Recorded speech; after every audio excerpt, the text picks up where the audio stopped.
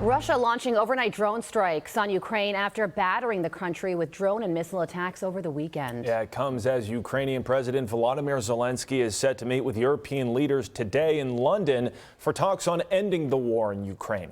Madeleine Rivera joins us live in Washington with the details. Good morning, Madeleine. Good morning, Nate and Carly. President Zelenskyy says Russia has been ramping up its attacks on Ukraine's infrastructure, meaning more power outages during cold winter months. Per the country's Air Force, the most recent incident overnight involved more than 100 Russian drones. As these attacks continue, Ukrainian and American officials press forward with peace negotiations. Their latest meeting in Miami did not yield a resolution, though Zelenskyy says they agreed on next steps for talks. It appears, though, the president is losing some patience. I'm a little bit disappointed that President Zelenskyy hasn't yet read the proposal. That was as of a few hours ago. His people love it, but he hasn't. Russia's fine with it. Russia, I guess, would rather have the whole country when you think of it. But Russia is, I believe, fine with it, but I'm not sure that Zelenskyy is fine with it. His people love it, but he hasn't read it. It's unclear what version of the proposal the president is talking about. U.S. officials acknowledge there have been some changes in light of these discussions. Now, the president's eldest son suggests his father is not ruling out ending negotiations altogether. Is your hunch that President Trump is going to walk away? I think he may. What's good about my father and what's unique about my father is you don't know what he's going to do. The fact that he's not predictable, he's not following the playbook of every clown who's, again, been a bureaucrat for decades, you don't know.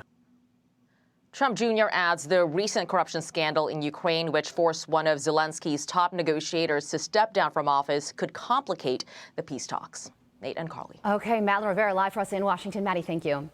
Let's bring in the U.S. Ambassador to NATO, Matt Whitaker. Matt, thank you so much for joining us. We just heard from a lot of key players there, most notably, of course, President Trump, and some interesting comments from his son, Donald Trump Jr., as Ukrainian officials toggle back and forth between the United States and Europe. Where do you think peace negotiations stand right now? Well, good morning, Carly. It's good to be with you. I just got back from Doha myself at the same conference that Don Jr. was at, and obviously the war is top of mind for many. President Trump has brought this negotiation closer than we have ever been, and I keep saying that because we keep making progress and we keep having our envoys, Steve Witkoff and Jared Kushner, go back and forth between the sides, hammering out a multi-point, kind of complicated peace deal. But I mean, all of what you just played from over the weekend is good news. I think we're making significant progress. At the same time, it's going to take both sides, and President Trump understands how to put leverage on both the Russians and the Ukrainians to get them to hammer out this deal, to keep making progress. And I'm optimistic. I'm hopeful. But at the same time, Don Jr.'s right. There may get to a point where if President Trump determines there's not a deal to be had, that he does step away from it. And that certainly, would be his nature. He does like having strategic ambiguity to be able to insert where he needs to insert. And he is expecting both sides to make progress. This war needs to end. He has been very clear about that. And the killing needs to stop. Yeah, well, overnight, there was a fresh drone strike that Russia launched on Ukraine. And over the weekend, NATO fighter jets were scrambled and air defense systems were put on alert because Russia launched one of its largest drone strikes on Ukraine since the war began. 653 drones and 51 missiles. But this is after Vladimir Putin just met with Steve Witkoff, and that meeting was said to be successful. So why now? Well, obviously, Russia believes that they have some leverage with their ability to put mass over the border. NATO responded to protect our territory. We have said, and we will continue to say, we're going to protect every single inch of NATO territory. And we have our eastern flank that is well protected, that we have really invested a lot of time, effort, and defenses in, so that make sure that our citizens are safe. But at the same time, this is why I go back to what I said earlier. President Trump's wants this killing to end, knows this killing needs to end, and we are so close right now. We need to keep rolling up our sleeves and push to the finish to end this bloodbath that continues to be here in Europe. You know, Mr. Ambassador, there are those who do not think the United States should be involved with the war in Ukraine. They tune out when it's brought up. Why does U.S. involvement in wrapping up this war matter? Why should it matter to the American people? Well, the simple truth is we are the only world superpower.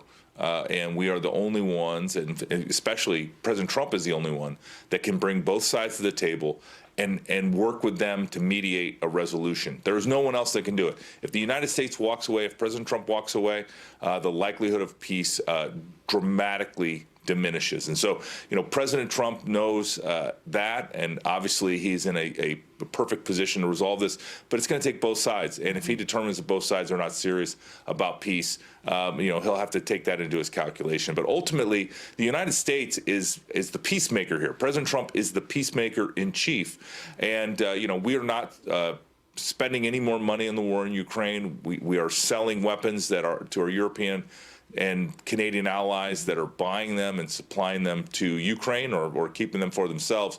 But ultimately, you know, the United States is no longer just shipping unlimited money and material to Ukraine in hopes that they can defend themselves. We are serious. We're clear-eyed. We know that peace is the only solution to this dispute and this war. And so President Trump is the only one, as the peacemaker in chief, to be able to bring both sides to end this. U.S. Ambassador to NATO Matt Whitaker, we thank you so much for joining us. We thank you for your time, as always. We appreciate it. I'm Steve Doocy. I'm Brian Kilmeade. And I'm Ainsley Earhart. And click here to subscribe to the Fox News YouTube page to catch our hottest interviews and most compelling analysis.